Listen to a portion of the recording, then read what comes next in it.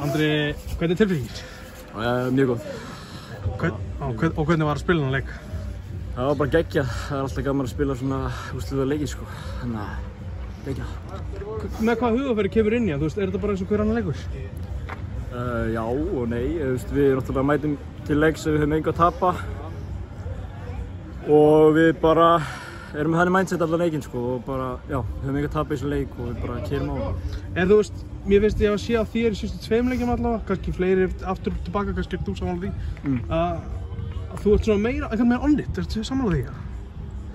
Já, ég er náttúrulega búinn að vera að ströggla heldur mikið með meiðsli í sumar, þannig að maður er alltaf svona on og off, þú veist, kemst aldrei á sitt hæsta svona fitness sko.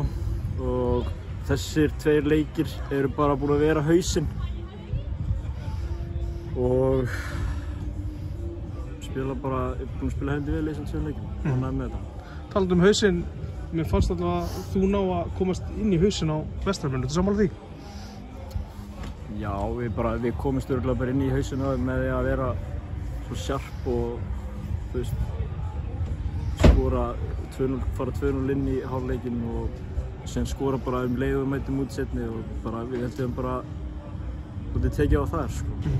Hvernig er að skora 2 mörk í leik sem að skipta svona miklu máli? Það er gaman, mjög gaman. Leiðir þér svona inn á vellinum að þú veist, þetta væri aldrei að fara að klika? Já, mér fannst við vera svo mikið on it í dag að sama hvernig það er farið. Ég hef labbað stoltur út af þessum velli sko. Bara mjög stoltur af öllum. Hvað kemur með inn í leik? Hvað ertu að reyna að gera? Ertu að reyna bara að láta leikin koma til þín og láta finna vel fyrir þér? Bara að spila, þú veist, spila minn fótbolta og gæðin bara skinu hjá okkur í dag og rosa spenntur fyrir næsta tímabil með þessu liði. Er það mikill léttir? Já, auðvitað er það léttir. Já, auðvitað er það léttir. Það er í efstu. Takk fyrir það. Takk.